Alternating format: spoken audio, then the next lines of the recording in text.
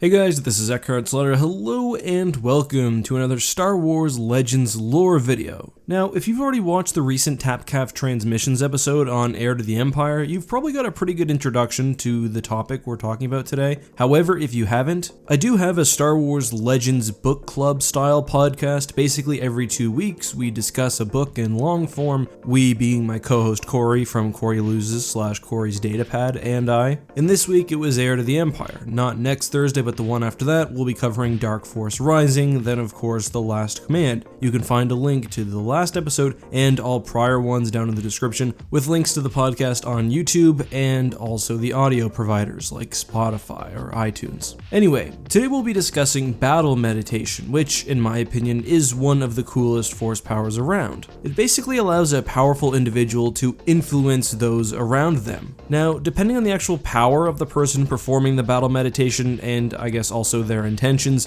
that could result in everything from individuals being directly controlled to individuals simply having a boost of morale and skill, and everything in between. Bastila Shan from Knights of the Old Republic is one of the best known users of battle meditation. Basically, in the middle of the battle, she could influence her soldiers to make them fight more effectively, and we see in KOTOR that it's enough to turn the tide of battle, depending on which side she's on. However, Bastila was far from the only light or dark side user of battle meditation, and one of the most prominent, of course, was Darth Sidious himself. Palpatine, being the incredibly powerful dark side user he was, commonly used his influence to shroud the minds of others. We know that the citizens of the planet Biss, for example, were basically continually tainted by his dark side powers, and there's also the suggestion that he used his power on a similar scale when the Super Star Destroyer Lusankya was buried on Coruscant, i.e. through the power of the Force that he was able to hide the burying, which is pretty crazy considering just how populated Coruscant is. I'll return to Sheev in a second, but first I want to move to Heir to the Empire and talk about Jorus C'baoth. Jorus C'baoth was a clone of Jedi Master Joruus C'baoth. He was recruited by Thrawn for multiple reasons, but perhaps chiefly to help in coordinating his forces across the galaxy. We'll talk about this in a later video, but essentially Thrawn would coordinate multiple task forces to hit different targets at the same time. C'baoth would mentally command the captains of the other ships while also using battle meditation to increase efficiency. And on one occasion, Captain Pellaeon compared the crew metrics testing efficiency, speed, coordination, and accuracy, and the Chimera was performing at least 40% more effective than usual, again due to the battle meditation. However, it's worth noting here that this wasn't C'baoth at his best, because he was also coordinating 3 different task forces across the galaxy and was under a tremendous mental strain. It's very likely that the gains would be much more significant with a powerful force user using battle meditation on one task force. There's also the fact that C'baoth was a clone, so it's also hard to tell how his skills would have compared to the actual Jedi Master.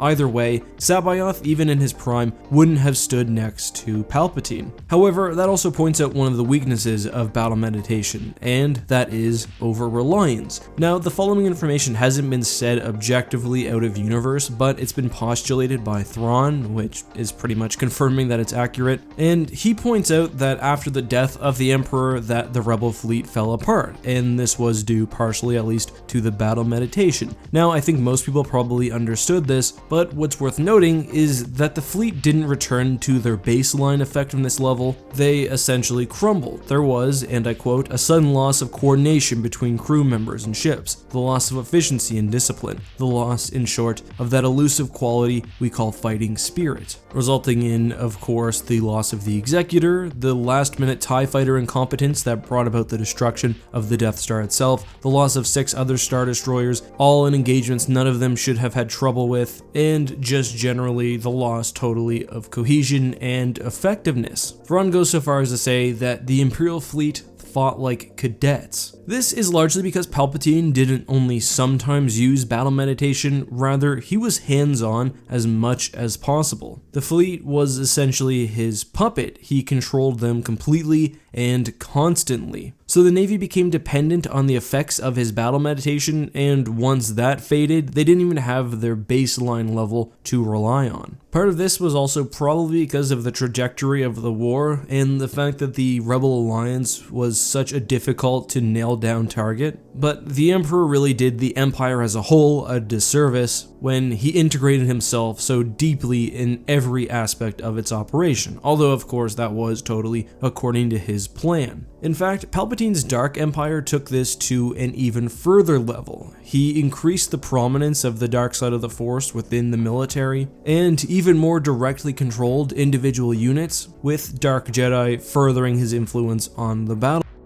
Returning to the post-Galactic Civil War Empire though, it's pretty clear how the loss at Endor and the demoralization felt throughout the entire Imperial fleet ultimately caused the Empire's downfall. After Endor, the fleet was unable to develop a cohesive strategy for both the battle itself and the war/Empire moving forward. When it comes to the Battle of Endor, that meant that individual Star Destroyers and task forces were retreating, and afterwards they returned throughout the galaxy, leaving the Empire highly fractured. The New Republic used this demoralization to win several key victories, to turn planets to their side, and just generally to take ground. But Palpatine also used battle meditation in a nefarious, self-destructive way. Before Operation Shadow Hand, he had a massive fleet including 12 dreadnoughts of various classes attack the Galactic Core. After their initial victories, he basically used the Force to set them upon each other, destroying the Empire's navy as a perverse sort of cleansing. But these issues are of course tied not only to the Force power of battle meditation, but Palpatine's general megalomania and his self-centered view of the Empire.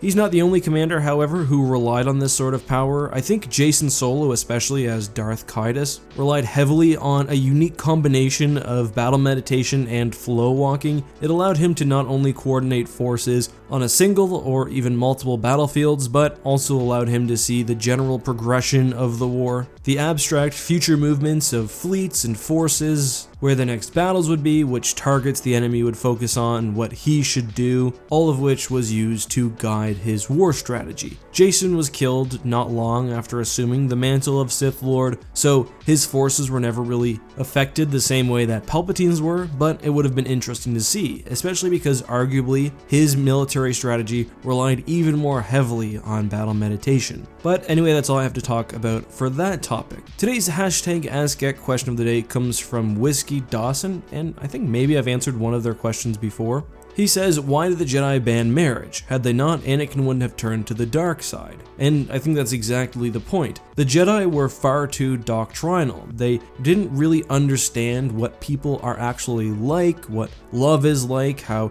it's completely healthy in a way to fall in love and natural and expected. So when Anakin, for example, goes to Yoda and tells him that he's scared his wife is going to die without telling him exactly who it is, Yoda basically just says, well, don't worry about it too much. Despite the fact that, I guess in most instances, love is considered to be an incredibly positive power in the universe. Love is essentially what brings Darth Vader back from the dark side, and I think it's just an example of doctrine getting in the way of actual logic. In Legends, Luke's Jedi Order had no rules against marriage, although technically that was established before the prequels anyway, but I imagine if Rey or Kylo or whoever else starts a Jedi Order in canon, it will be similar. I think Star Wars is largely about healthy attachments and healthy love. What the Jedi really should have been worried about was possessive and unhealthy love. Basically the kind of thing where if it fails, then you fail as an individual, rather than just like banning marriage or whatever else. But of course, that's just my opinion. I'm curious to hear what you guys think. Did the Jedi Order's rules make sense, or were they just, well, malarkey? Anyway, I look forward to hearing from you guys, and I hope you all enjoyed this video. Until next time, this has been your host, EckhartsLadder. May the Force be with you.